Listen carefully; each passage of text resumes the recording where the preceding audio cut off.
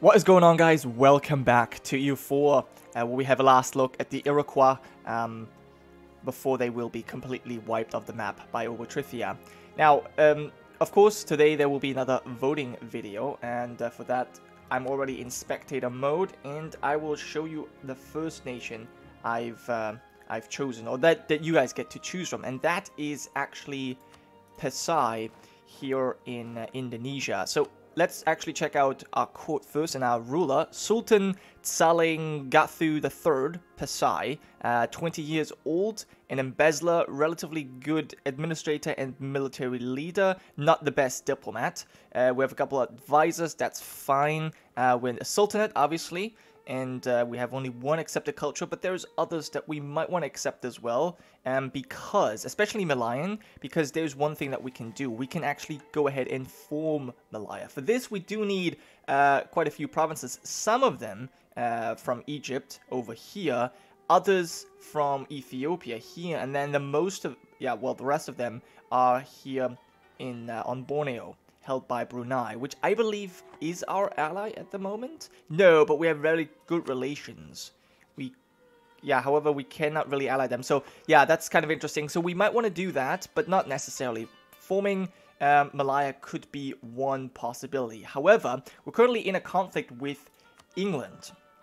Well, they're bringing all their friends, especially Egypt. And it's not just a conflict here in Indonesia. It's actually also a conflict in the New World, where English Mexico is fighting our vassal Pasai Mexico, and we're actually about to fight a bit of a battle here. 12,000 and 17,000 cannons. I think we might going to lose this, to be honest. I think we're going to lose this battle, but we'll have to see. At this moment, we're still winning by 15%, the war in total anyways, so this would be a first interesting thing to do, but we do have to deal with the peasants as well, so many issues. We have high war exhaustion. Our technology it's pretty good. We're actually, we're ahead, in fact, in diplomatic technology, and we're about to reach the current level of admin as well. If we wanted to, we could pick it right now, so that's kind of cool. As for ideas, we've obviously finished our personal ideas, and we've got exploration and expansion, defensive, diplomatic, and now we're working on offensive, so that's pretty good as well. I think that's pretty much all you need to know. I will show you the diplomatic map mode as well. We have one ally, Jaunpur, that is relatively powerful, but for some reason they're not in this war. I wonder if we declared it. No, English conquest. So I'm not sure why Jaunpur is not in this war, but there's probably a reason. Anyways, that's the first option, Pasai. The second option is actually not that far away, and that's Kilwa. And Kilwa, just like Pasai, is a Sunni nation, and there's not really that many Sunni nations in the world, so that's, kind of a dying species, so to speak. Kilwa is the last relevant Sunni nation in Africa. As you can see here, there's all kinds of other religions, but basically no more Sunni, especially because North Africa was so weak. And as you can see, Kilwa has lost several wars with Ethiopia. They've fought several wars and they've lost them all. At some point, Kilwa stretched all the way up here, and they've, lost all of these territories. But still, Kilwa is quite a capable nation, high income, especially from the gold and trade as well.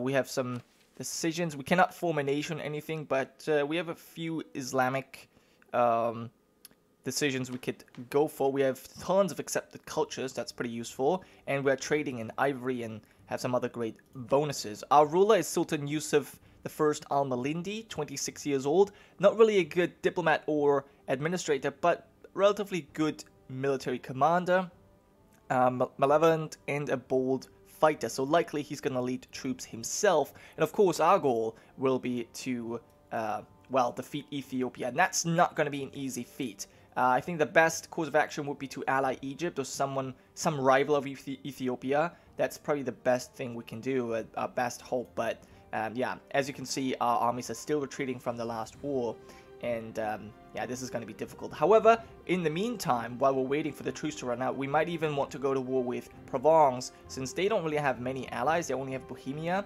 I think that could be a chance to gain a little bit of strength here in the south by controlling the Cape. So that's the second option, Kilwa. And then the third option, we're actually going to make our way over to Europe. I didn't want to show you too much of this, but now you will see.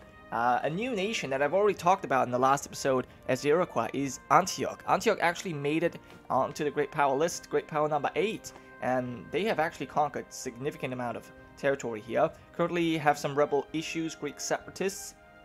They really have kicked Greek down a notch. I mean, look how many provinces Greece has lost. I mean, that's insane. And that's just the full cause. They may have had more territories as well. Who knows? But yeah, one of the most important conquests is obviously Constantinople, which is now in Antioch hands and about to be cored as well. So that's really cool. And yeah, Antioch really is just in an interesting situation. Antioch is allied to Egypt to the south, but in a way, because Egypt has a personal union over Azerbaijan, also has its northern border secured. They're guaranteeing the Levant. And is this a Levant too? Oh, it is. Yeah, and Gorgons for some reason. They're guaranteeing a bunch of people. That doesn't really matter all that much. We could pick a fight with Persia, and of course we can continue a fight with Greece as soon as the truce runs out. And I think that's definitely something we'll do. But Antioch has, yeah, a great possibility of forming Arabia. Now, in order to do this, we would have to turn on our ally Egypt, which I don't think we will do. But, you know, maybe. Let's have a quick look at our queen, Queen Ibtizam III of the Ismatids. Ismatid is actually one of the small nations, I think one province minor or two province minor, that started off in this area. That's actually pretty impressive. And they've been conquered, I think, but they've survived. And their family is still holding on to the throne, so that's really impressive. But anyways, this queen is not really much of an administrator or military person, but she is a diplomat. She's righteous and benevolent, so yeah, that's really cool. And maybe most importantly, there's a rather promising heir, Hamdan Ismatit, a very, very good diplomat, but also a great fighter. So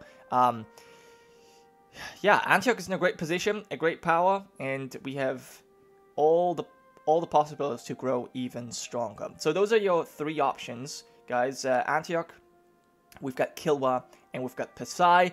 On purpose, I'm not offering too many European nations because we've had that a lot. And also, a lot of the European rulers are actually older than 30. So that wasn't really an option. But yeah, let me know what you think, what we should play is next. There will be a YouTube poll popping up in the top right corner of the video right now. And yeah, I thank you so much for your participation.